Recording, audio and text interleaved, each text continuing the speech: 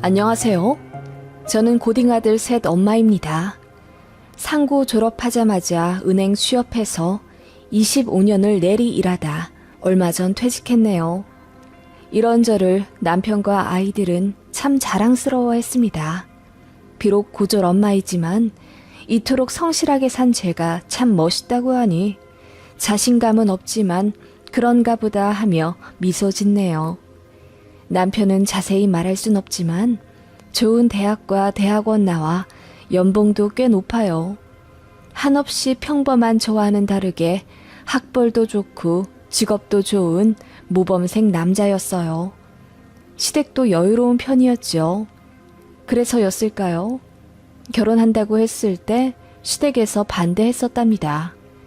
식 올리는 그날까지도 시어머니는 저를 탐탁지 않게 생각하셨고 제가 해온 예단 전부 마음에 안 든다며 3번이나 빠꾸시켜 버리셨네요.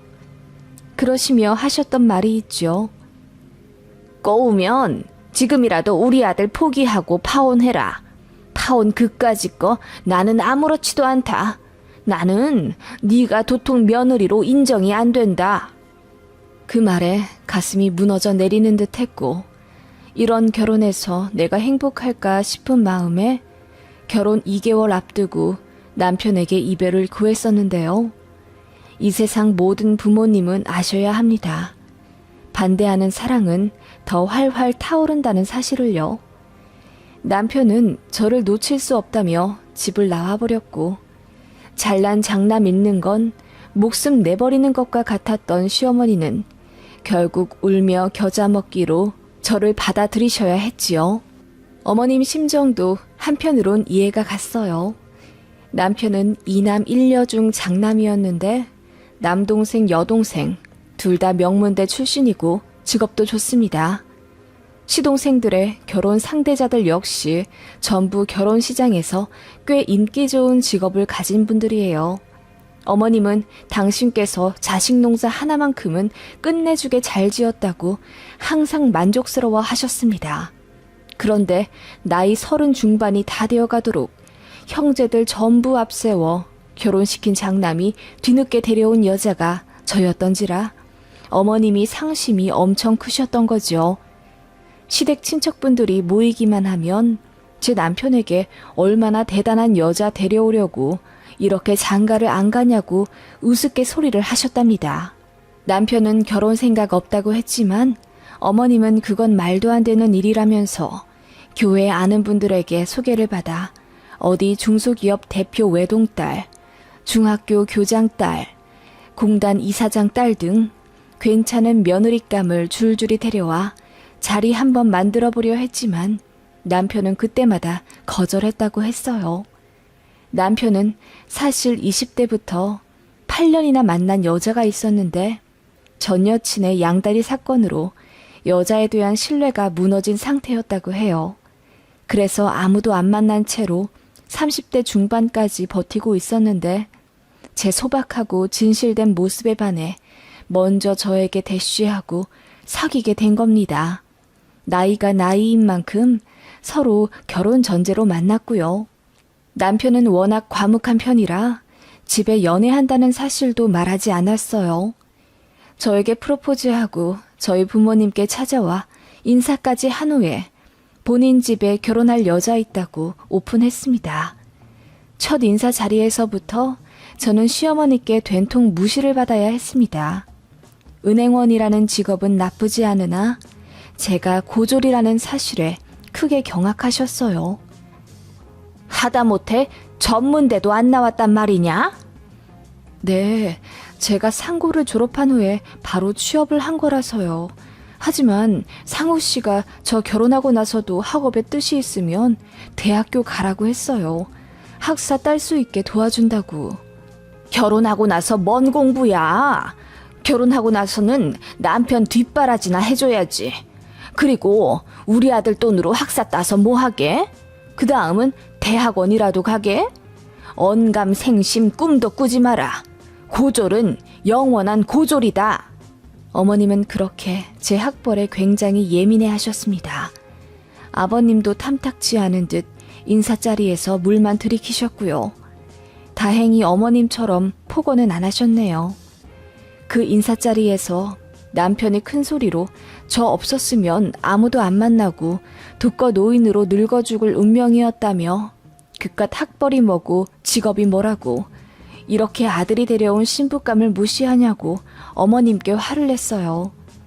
그날 이후로 어머님이 대놓고 저에게 뭐라고 하신 적은 없지만 아까 말했듯이 예단으로 어머님이 시비를 걸듯 물고 늘어지는 바람에 한 번 파혼할 뻔이 있긴 했었죠. 그래도 최선을 다해서 해갔고 친정에 욕보이지 않게 저도 많이 노력했습니다. 어머님이 저에게 싸늘하게 구셔도 남편이 제 편이라 든든했어요. 게다가 서울에 사시던 시부모님이 저희 결혼 이후 경남에 있는 아버님 고향으로 집 지어 내려가셨기 때문에 1년에 2번 명절에만 뵈었기 때문에 솔직히 좋았어요.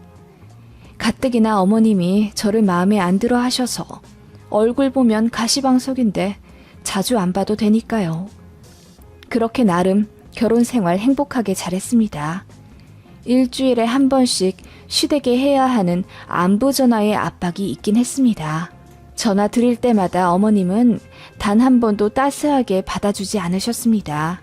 왜, 뭐, 라는 퉁명스런 말로 시작하셨고 날이 춥다, 날이 덥다 등의 기본적인 제 안부에도 비꼬듯 여름이니까 덥지, 겨울이니까 춥지 라고 하셨습니다. 어디 편찮으신 데는 없냐고 여쭈으면 내가 아팠으면 좋겠냐? 라고 하셔서 참 당황스러웠어요. 제가 전화드리는 걸 싫어하시나 싶어 안 하기 시작하면 시댁이라도 잘해야 점수를 딸 텐데 배가 불러서 그런 노력을 안 한다 라며 잔소리를 하셨습니다. 그런 어머님의 변덕에 너무 속상하고 힘들었지만 시댁에서 저희 결혼한다고 2억이나 해주셨기 때문에 저도 편한 집에서 잘 살 수 있었던 거고 그에 상응하는 노력을 해야 한다고 생각했습니다. 저희 친정에서는 여유가 없어 3천만 원도 겨우 해주셨거든요. 물론 제가 일하며 모은 6천만 원 정도를 가지고 와 얼추 1억 채웠네요. 어머님 말로는 그것도 안 가져왔으면 내쫓았을 거라네요. 아무튼 그렇게 저는 어머님 성에 안 차는 큰며느리였습니다. 명절에 시댁 가면 저는 부엌대기였어요. 사실 제가 자진해서 부엌에 처박혀 나오지 않았습니다. 어머님은 미국에서 온 귀한 부잣집 둘째 며느리와 잘난 사위를 어화둥둥 감싸안느라 정신이 없으셨고 신우와 도련님은 저를 거의 투명인간 취급하셨어요. 그나마 남편만 안절부절 못하며 제 옆에 있어주곤 했는데 그나마도 제가 다 밀어버렸네요. 어머님이 어디 남자가 부엌에 들어오냐며 이런 건 다 하는 사람이 하는 거라고 호통치시는 바람에 제가 더 마음이 불편했었거든요. 게다가 남편이 억지로 제 손을 잡고 거실에 앉혀 가족들 사이에 자리를 잡노라면 그보다 진땀 날 데가 없더라고요. 모두 이방인 보듯이 저를 낯설게 바라보았고 저는 안중에도 없다는 듯 그들만 아는 이야기를 하며 저를 철저히 배제시켰습니다. 그나마 미국에서 온 동서가 저를 좀 안쓰럽게 보고는 저와 대화하곤 했네요. 저라고 같이 어울려 지내볼 노력을 안 한 건 아닙니다. 맞장구 치며 웃기도 하고 대화해보려 그들의 관심사를 미리 공부해 물꼬를 터보기도 했는데 그때마다 어머님은 제가 말 한마디 하는 것도 눈치 주셨죠. 자꾸 부엌에 가서 불 꺼라, 냉장고에서 뭐 꺼내서 재워놔라 등등 제가 어울릴 기회조차 안 주셨던 것 같아요. 시댁 친척분들이 그런 저를 보며 안쓰럽게 생각하시고는 시댁 적응하느라 힘들지, 시어머니가 좀 무섭지 하며 토닥여 주셨거든요. 저는 시댁에서 철저히 외톨이였습니다. 그런 저를 남편은 마음 아파했고 한동안 명절 때마다 이 핑계 저 핑계 대며 경남 안 내려갔네요. 그러다가 제가 첫 출산으로 아들 쌍둥이를 낳았고 우리 아이들로 인해 저는 어머님께 드디어 인정을 받았답니다. 지역이 지역인지라 아들을 많이 고파하셨거든요. 결혼도 안 하고 있던 장남이라 더 아들 타령을 하셨는데 떡두꺼비 같은 아들을 심지어 둘이나 쌍둥이로 낳아놓으니 얼마나 좋으셨겠어요. 제가 낳은 아이들 덕분에 저도 시댁에 가면 거실에 앉아 쉴 수 있게 되었고 애들 핑계로 시댁 가족들과도 벽 없이 이야기할 수 있게 되었네요. 자존심 상하고 속상하지만 제 결혼 생활 초반은 그랬어요. 그래도 제 성정이 워낙 순한 편이라 시댁에서 큰 소리 한 번 안 냈고 고분고분 소처럼 곰처럼 있었네요. 그런 제 모습에 어머님도 마음을 조금씩 여신 것도 같고요. 하지만 그건 제 착각이었네요. 어머님은 사람 많은 곳에서는 늘 저를 창피해 하셨어요. 그도 그럴 만한 것이 이상하게 시댁 관련 지인들을 만나면 꼭 사위 며느리들이 무슨 직업을 가지고 있는지 면전 앞에서 대놓고 물어보셨어요. 한 번은 시댁 친척 결혼식장에서 만난 분이셨는데 저에게 누구냐고 물어보시더라고요. 그래서 누구 집 큰 며느리라고 소개하니 저에게 무슨 일을 하냐 물어보더라고요. 그래서 땡땡 은행에서 일한다고 했더니 무슨 부서냐, 학교는 어디 나왔냐, 꼬치꼬치 물어보시더라고요. 그래서 대답을 해드렸습니다. 땡땡 여상 나와 바로 취업했다고요. 그랬더니 그분의 표정이 잠시 묘해지더니 인사도 않고 사라지시더군요. 한참 후에 시어머니가 화가 난 듯 저를 낚아채듯 구석으로 밀고 가 너 서산 아주머니께 뭐라고 했어? 라고 다그쳐 물으시더군요. 그래서 직업이랑 학교 이런저런 거 물어보시길래 대답해드렸더니 그냥 가셨다고 했죠. 그랬더니 어머님 얼굴이 불그락 푸르락 해지더니 왜 고졸인 거 사실대로 이야기했냐며 등짝을 때리셨어요. 창피해서 주변 사람들에겐 저 서울 대졸이라고 소개하셨답니다. 너 고졸인 거 우리 가족들만 알아. 시고모랑 시모님들까지만 따간다고. 왜 눈치도 없이 동네방네 대학교도 못 간 걸 떠들어 제끼고 난리야. 너 때문에 나만 우스운 꼴 됐다. 어머님은 그렇게 예식장 한 구석에서 난리를 치셨고 속상해서 밥도 안 먹고 내려가겠다며 쌩하니 댁에 가셨습니다. 저는 너무 놀랍고 수치스러워 집에 오는 차 안에서 펑펑 울었고요. 제가 잘난 사람이 아닌 건 사실이었고 어머님의 성에 차지하는 걸 뭐 어쩌겠습니까. 그렇게 저는 시댁에서 이름 없는 무술이었지만 우울해하지 않으려 애썼어요. 그치만 결국 시댁과 손절하게 되는 날이 왔네요. 그날은 추석 연휴였습니다. 그때 남편은 연휴에 출근이 잡혀 있었지만 어머님이 우리 아들들이 너무 보고 싶다며 저 혼자서라도 시댁에 내려오라 성하셨습니다. 시골 가서 잠자리 잡고 메뚜기 잡을 생각에 들떠있는 사내 아이들을 보며 어쩔 수 없이 짐을 쌌고 저 혼자 새벽부터 운전해 시댁에 내려갔죠. 언제부턴가 미국 도련님네는 일을 핑계로 한국에 오지 않으셨고 얼굴 본 지도 몇 년 되었어요. 그래서 늘 시누이네와 조우하곤 했죠. 그때도 신혼의 가족들이랑만 시끌벅적하게 계시더라고요. 도착하자마자 애들 풀어놀게 하고 저는 7시간의 장거리 운전에 너무 피곤해 인사 후 잠깐 앉아 쉬고 있었습니다. 그랬더니 어머님이 저를 흘겨보시며 아들 셋 낳았다고 이제 처나가 만만해? 예전에는 쇼파가 뭐야? 거실에 오지도 못하더니 라고 농담처럼 말씀하시더군요. 그 말에 저는 황당은 했지만 며칠 묵을 생각에 분위기 망치기 싫어. 어머님, 결혼한 지 이제 10년이 다 되어가는데 저도 시댁 편해질만 하죠. 제가 시댁을 불편하게 생각했음 좋으시겠어요? 라고 하며 웃었더니 어머님이 신우를 보며 쟤 능청스러워진 것 좀 봐라. 예전에는 내 말에 찍소리도 못하고 조용히 있더만. 이라고 하시더군요. 한동안 안 그러시더니 이번엔 당신 아들 없다고 또 갈굼짓이 시작되신 거였어요. 어머님은 저 오기만 기다렸다며 동그랑땡 빚이라 한 소쿠리 내어주시고는 당신은 딸이랑 동네 마실 좀 다녀오겠다며 나가시더라고요. 그래서 저 7시간 새벽 운전하고 이제 도착했는데 오자마자 일을 시키시는 거냐고 하니 그럼 며느리가 그런 거라도 해야지. 너 많이 컸다? 이 집안에 한참 모자라는 며느리이니 어머님 마음에 잘 들게 노력하겠다던 옛날 다짐은 어디로 간 거야? 라고 하시며 웃으시더라고요. 저는 그런 말 한 적 없거든요. 그래서 제가 언제 그렇게 이야기했냐고 따지듯 물으니 신우가 시무를 툭툭 치며 그만하라 하더군요. 그렇게 저 혼자 동그랑땡 다 말았네요. 그것까진 괜찮았어요. 절대 참을 수 없는 결정적인 사건이 터진 거죠. 저녁 식사 시간에 누가 배를 누르더라고요. 어머님이 누군가 하고 밖을 내다보니 기겁을 하면서 호들갑을 떠시더군요.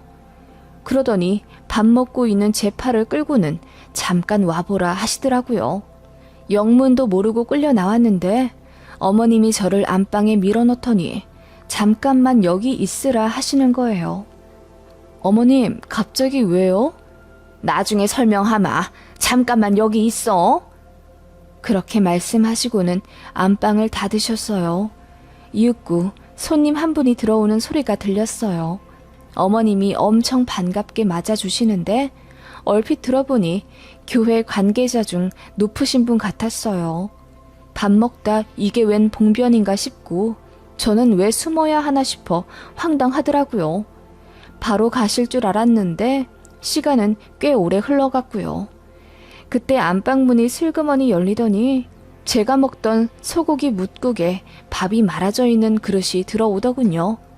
어머님이 문틈 사이로 속삭이듯 이야기하며 잠깐만 이렇게 먹거라. 그만 가실 거야. 라고 하더니 바로 닫으셨고요.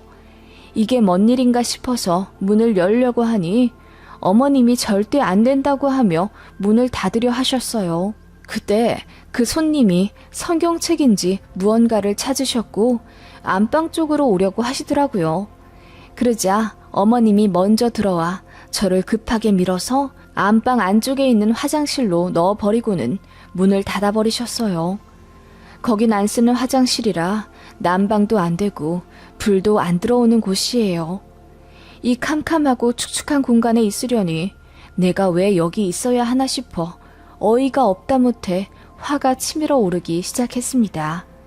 어머님이랑 손님은 안방에서 잠시 이야기를 하다가 다시 거실로 나가셨고요. 저는 이대로 참을 수가 없어 그대로 화장실 문을 박차고 이어 안방 문도 거세게 열며 나왔습니다.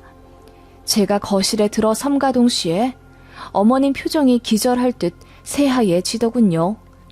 손님이 저를 의아하게 보다가 이내 웃고는 누구셔? 아, 큰 며느리구나. 안 그래도 내가 자기한테 물어볼 게 있어서 그 전부터 연결 좀 시켜달라고 했는데 우리 권사님이 며느리 바빠서 안 된다고 어찌나 보호를 하시던지 라며 저를 붙잡고 제가 다니는 은행에 대해 물어볼 게 있다고 하시더군요. 자기 막내 조카가 은행에 가고 싶다고 하는데 저도 같은 대학이라 도움이 되지 않겠냐 하시면서요. 그 말에 저는 어머님이 왜 저를 그렇게 필사적으로 감추려 하셨는지 알겠더라고요. 제가 고졸인 게 창피해 다른 사람에게 대졸이라고 거짓말 하신 거였어요. 이젠 정말 참기 힘들더군요. 그래서 제가 물었죠. 대학이요? 조카분이 어느 대학교 나오셨는데요? 땡땡 대학교야. 우리 큰며느님도 거기 경영학과 나왔다면서? 어머, 아니에요. 저 고졸이에요. 어머님이 저 고졸 창피하다고 하시더니 또 거짓말 하셨나 봐요. 그 전부터 사람들한테 자꾸 대졸이라고. 제가 이야기하자 어머님이 사색이 되며 제 입을 막으려 하셨습니다. 저는 가뿐히 피하고 이어 말했죠. 저 대학교 안 나왔어요. 그래서 어머님이 거짓말한 거 들킬까봐 저를 화장실로 밀어 넣으셨나 봐요. 그래도 배고플까봐 먹던 밥은 넣어주셔서 감사해요. 그래도 화장실에서 밥 먹으라고 하는 건 너무 하셨어요, 어머님. 제 말에 어머님, 손님, 신혼의 가족들 모두 벙쪄서 정적이 흘렀습니다. 아이들이 없었기에 망정이지요.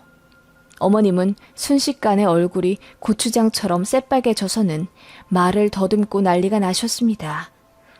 그게 아니라 나는 우리 큰며느리가 워낙 낯을 가려서. 낯을 가리다뇨. 어머님 저 꽤 활발한 거 모르셨어요? 시댁에서만 무수리처럼 아무 말 못하고 살았지 밖에서는 그래도 인정도 받고 사람들한테 인기도 많아요. 제 말에 어머님은 식은땀이 나시는 듯 연신 부채질을 하셨고 어머님 손님은 다 알았다는 듯이 고개를 끄덕이다가 언짢은 표정으로 나가신다 하셨어요. 그 모습에 어머님이 사색이 되며 잠깐 이야기 좀 하자고 말렸지만 손님분은 고졸이 뭐가 어떻다고 저렇게 훌륭한 며느리를 감추고 난리야. 나도 고졸이야. 그동안 속으로 목사 부인이 고졸이라고 무시하며 살았겠네. 그리고 종교 있는 사람이 그렇게 거짓말하면 못 써. 라며 화를 내곤 나가셨어요. 어머님이 버선발로 쫓아가셨지만 소용없는 듯 했고요. 그렇게 어머님은 터덜터덜 돌아오시더니 세상 다 잃은 표정으로 이제 교회 못 나가게 생겼다며 우시더라고요. 그리고는 저더러 눈치가 없다며 타박하시길래 제가 그대로 일어나 말했습니다. 아직도 눈치 없으신 건 어머님이세요. 고졸 며느리가 그렇게 싫으시면 시댁 내려오라고 하지도 마셨어야죠. 왜 저 혼자라도 내려와 일하라고 다그치셨어요? 제가 안 왔으면 이런 일도 없었을 텐데요. 저는 그렇게 이야기하며 어머님이 화장실에 밀어넣은 소고기 묵국을 그대로 싱크대에 던져버리듯 부어버렸습니다. 모두가 얼음처럼 굳어 저만 볼 때 애들과 짐을 챙기고 그대로 집에 갈 준비를 했습니다. 시부모님과 신우 얼굴이 사색이 되어 저를 말리기 시작하더군요. 제가 전에 없이 단호하고 차가운 표정으로 정색하자 신우가 뭔가 잘못되었다 느꼈는지 엄마, 빨리 사과해! 라며 시무를 재촉했고 시모도 당황해 하더군요. 저는 필요 없다며 앞으로 시댁에 절대 내려오지 않을 거라고 했습니다. 그렇게 서울 올라와 남편분이 참았던 눈물이 비 오듯 흘러내리더군요.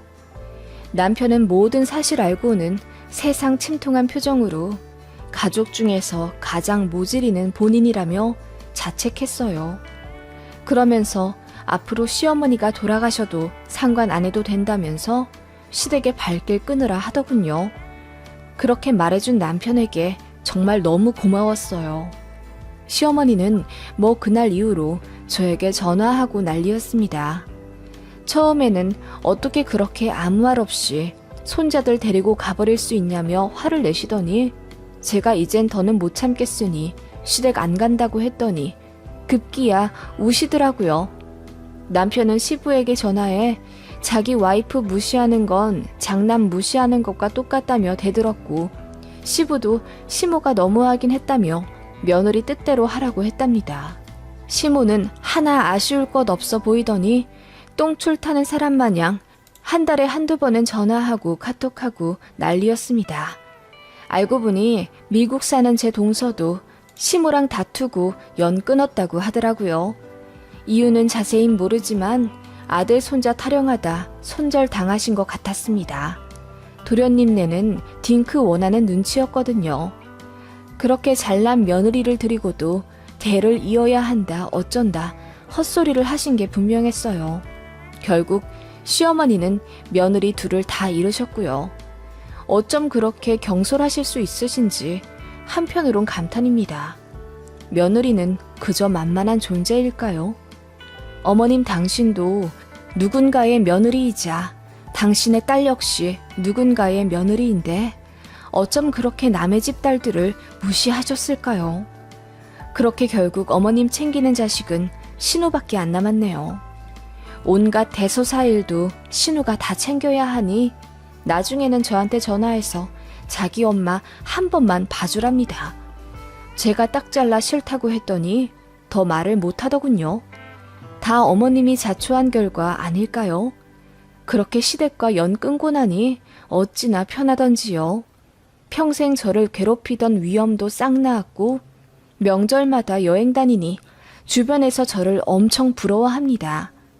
그렇게 몇 년 지내다 어머님이 발목 골절 사고로 병원에 입원하셨다는 이야기를 들었는데 그때도 안 갔습니다. 남편이 가지 말라 하더군요. 그때 3달간 신우가 자기 엄마 모셨어요.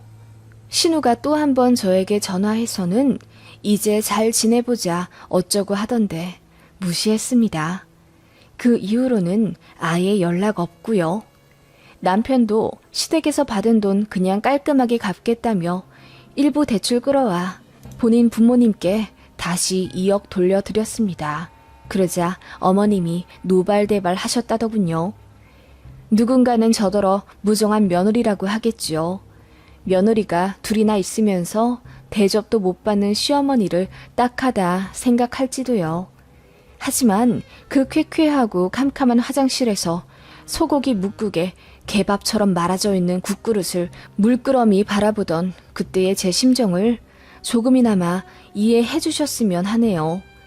지렁이도 밟으면 꿈틀한다는 걸 시어머니가 이제는 완벽히 느끼셨을까요?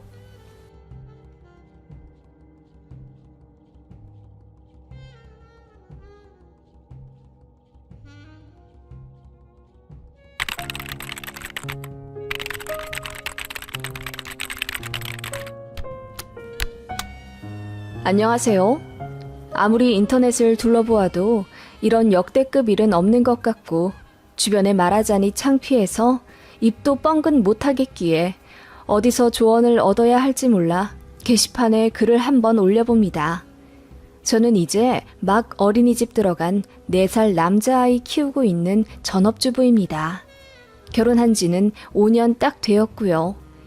남편과 저는 그냥 평범한 사람들이에요. 저는 중소기업 총무부에서 일했고 남편도 같은 회사 인사팀에서 재직 중일 때 만나 연애하고 결혼식 올려 소박하게 살고 있습니다. 양가 부모님들 상황도 그냥 평범한 수준인데 조금 다른 점은 남편은 친부모님이 이혼하셨고 어머님만 재혼하신 상태였습니다. 어머님의 새남편은 공무원 퇴직하시고 사별한 분이셨어요. 어머님은 그분 아파트 들어가 살고 계셨고 저희 결혼한다고 인사하러 갔을 때도 그 집 갔습니다. 아버님은 고향인 충남 시골로 내려가 살고 계셨고 재혼 안 한 상태로 쭉 싱글이셨다고 하더라고요. 남편 어릴 때부터 친부모님 2분 서로 안 맞아 자주 다투는 걸 보았고 결국 고등학교 2학년쯤 이혼했다는데 남편은 부모님의 이혼을 계기로 아주 일찍 독립생활을 시작했다고 합니다. 대학도 혼자 힘으로 들어갔고요. 어머님이나 아버님 2분 다 자식한테 쿨한 편이라 연락도 자주 안 했다고 하네요. 이혼 후 바로 시골에 내려가신 아버님은 그렇다 치지만 그래도 가까이에 사는 어머님은 자식 어떻게 사는지 들여다 볼 만도 한데 자취방에 한 번도 찾아오지 않으셨다고 하네요. 그리고 제 남편 대학생이던 시절 군대 가 있을 때 말없이 재혼하셨다고 하네요. 아버님만 제 남편 성인 될 때까지 월세 내주고 생활비 보내주셨댔고요. 그래서 그런지 남편은 부모님에게 큰 기대도 없고 이렇다 할 정도 없는 것 같았어요. 다만 아버님이랑은 간간히 연락도 했고 또 제 남편이 몸이 많이 안 좋아져 수술을 받게 될 일이 있었는데 그때는 아버님이 오셔서 병간호하고 내려가셨다고 해요. 어머님은 바쁘셨다는 이유로 모른 척 하셨다는데 나중에 알기로는 재혼한 새아버지가 전 남편 자식 만나는 걸 싫어했다고 하네요. 결혼 전 저에게 이런 이야기를 해주며 부모님이 본인에게 큰 관심이 없으니 결혼하고 나면 시집살이랄 것도 없을 거라고 했죠. 그런데 결혼식 때 어머님 때문에 너무 난감한 일이 있었습니다. 저희 결혼할 때 시어머니가 갑자기 혼주석에 새아버지를 앉히겠다고 고집을 부리시더군요. 남편은 당연히 안 된다고 했죠. 결혼하는 자식의 친부모님이 앉아야 하는 자리이며 아버지가 버젓이 살아계시고 또 본인은 새아버지 만난 적도 없는데 어떻게 혼주석에 앉히고 감사하다 인사를 할 수 있겠냐고 노발대발 화를 냈습니다. 그러자 어머님이 이제 결혼하고 나면 며느리랑 우리 집 드나들며 밥 얻어 먹어야 할 텐데 내가 네 새아버지한테 면목이 없잖니. 그리고 네 새아버지 재산을 홀랑 본 자식들한테 가면 좋겠어? 너도 어느 정도 콩고물 먹고 싶으면 결혼할 때 혼주석은 우리가 앉게 해라. 새아가 너도 동의하지? 라고 하시더군요. 저는 그 말 듣자마자 남편이 아니라고 하면 저도 아니라고 했더니 둘이 똑같이 철이 없고 뭘 모른다고 타박하시더군요.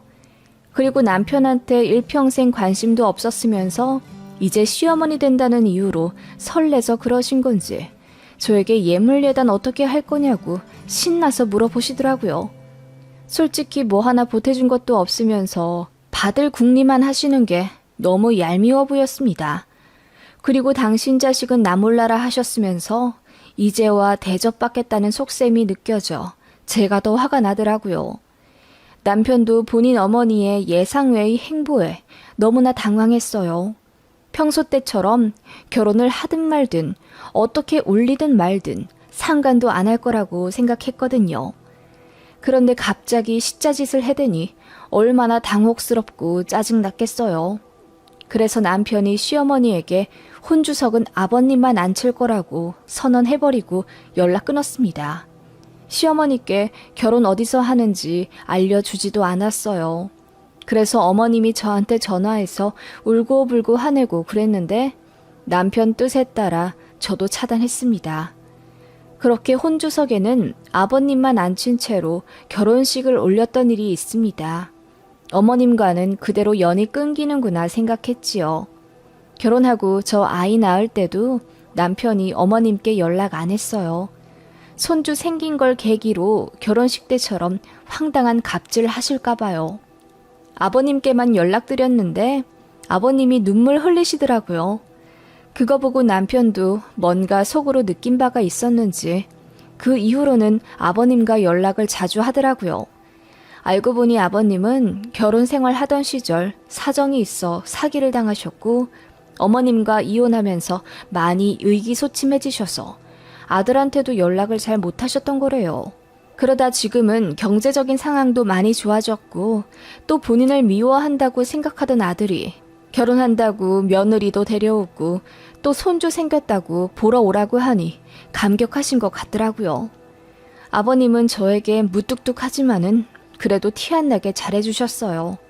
한 번씩 만날 때마다 제 가방에 20에서 30만 원 들어있는 봉투를 말없이 넣어주시거나 아이 통장을 만들어 놓으라고 하시고는 계좌번호로 이따금씩 용돈을 보내주셨는데 보내는 이에는 늘 할아버지라고 수정하시더라고요. 액수는 10,000원부터 50만 원, 100만 원까지 다양해요. 그냥 제 아이가 생각나실 때마다 보내주시는 것 같았어요.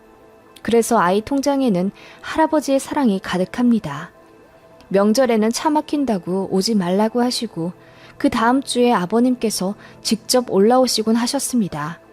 그래서 제가 하루 묵으시라 하면 손사래를 치며 저 부담된다고 저녁만 드시고 꼭 내려가셨습니다. 그런 아버님께 저는 신경이 더 쓰이고 마음이 갈 수밖에 없었죠. 아버님 혼자 사시며 끼니 잘 챙겨 드실까 걱정되어 한 달에 한두 번씩 반찬 만들어 보내드리기 시작했는데 그게 저는 전혀 어렵지 않고 정말 마음에서 우러나는 행동이었어요.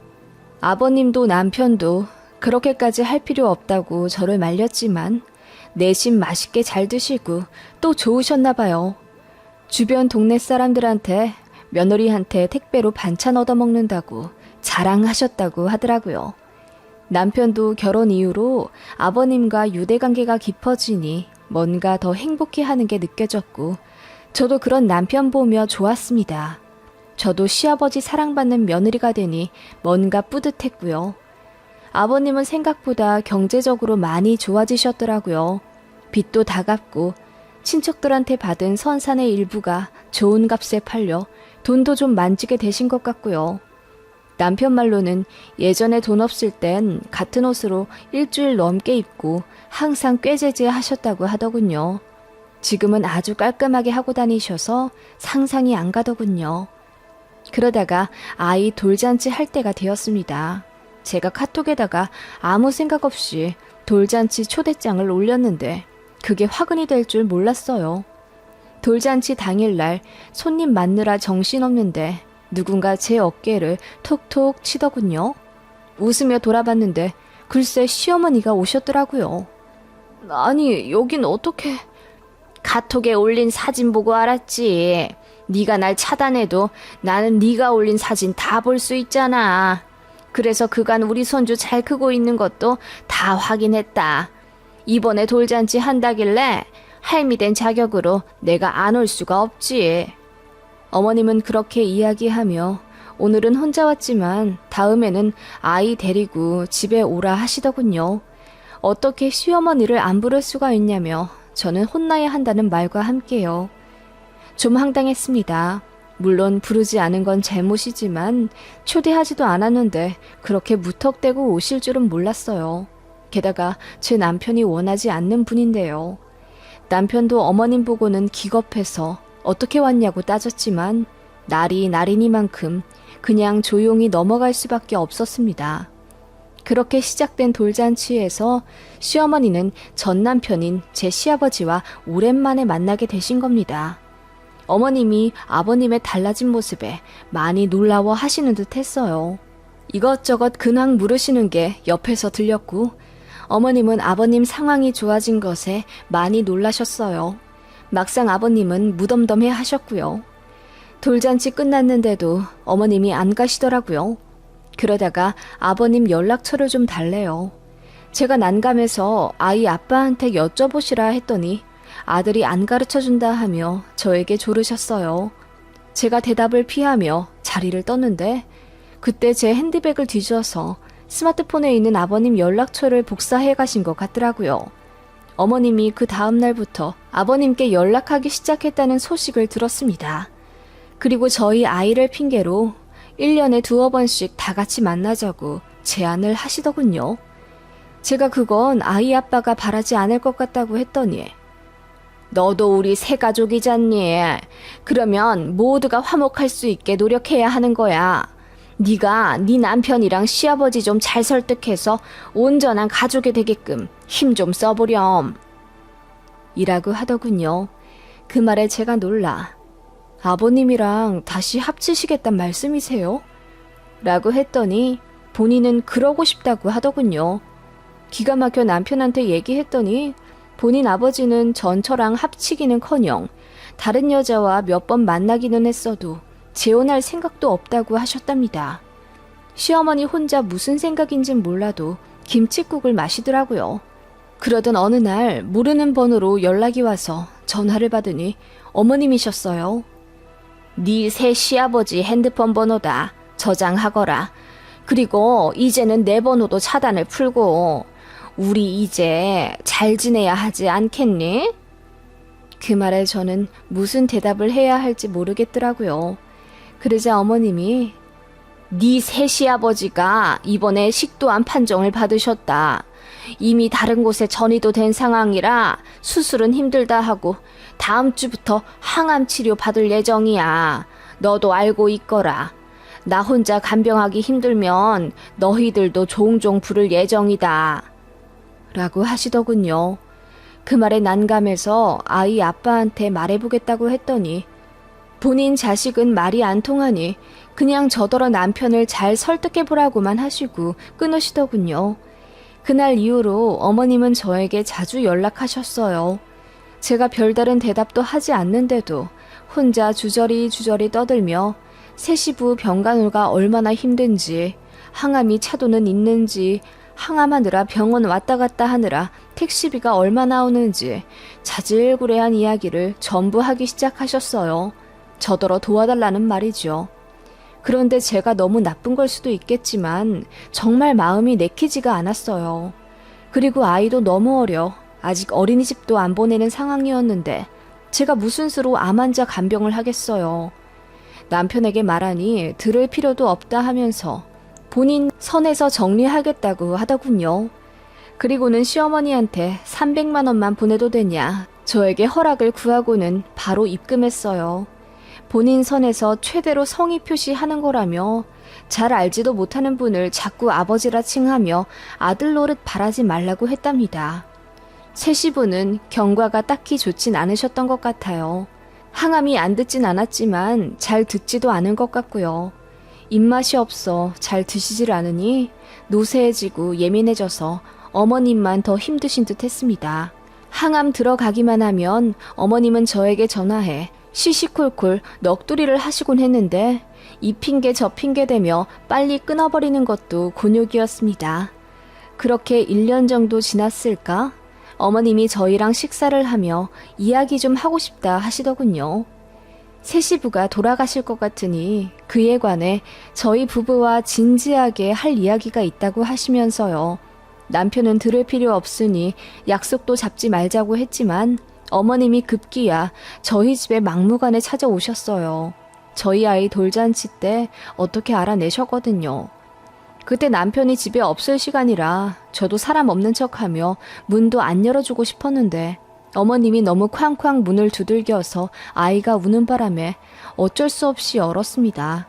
어머님은 제가 내어드린 커피를 홀짝 마시며 이야기하셨습니다. 네 새 시아버지 항암이 잘 되지가 않아. 암 크기가 줄어들었다가 다시 나빠졌다가 반복하는 걸 보니 몇 년 남지 않은 모양이야. 그런데 내가 너무 힘들구나. 나도 나이가 60이 넘었는데 어떻게 암 환자 간병을 도맡아 하겠니? 전처와 낳은 본자식들 있다고 하셨잖아요. 그 집 자식들은 뭐 하길래 새 어머니한테 친부 병수발을 맡기세요? 거기도 콩가루야. 사정이 있지만 다 말할 순 없고. 그 새끼들은 지들 아빠가 빨리 천당 가기만을 바라는 인간들이야. 어쩌면 그게 기회일 수도 있고. 우리 집 새양반이 경기도 이천에 땅이 좀 있는데 돌아가시기 전에 잘 구슬려서 나랑 우리 아들 앞으로 지분 좀 받게 하려고. 네? 글쎄요. 아이 아빠는 원치 않을걸요? 아이 아빠는 그분을 그냥 모르는 사람이라고 생각하고 있어요. 이럴 때 야물딱지게 잘 받아야지. 그러려면 합가를 먼저 해야 하는 게 맞는 것 같구나. 그래야 너도 병간호 했다는 핑계로 유산을 나눠봤지. 그 말에 저는 기가 막혀서 알문도 안 열리더라고요. 그러고 싶지 않으니 그냥 돌아가시라고 했는데 어머님이 잘 생각해 보시라고 하며 저를 야단치셨어요. 그래서 제가 저에게 시아버지는 충남에 계신 우리 아이 할아버지뿐이에요. 저랑 아이에게도 잘해주시고 또 저도 섬기고 싶은 마음이 드는 좋으신 분이고요. 모시고 살 거면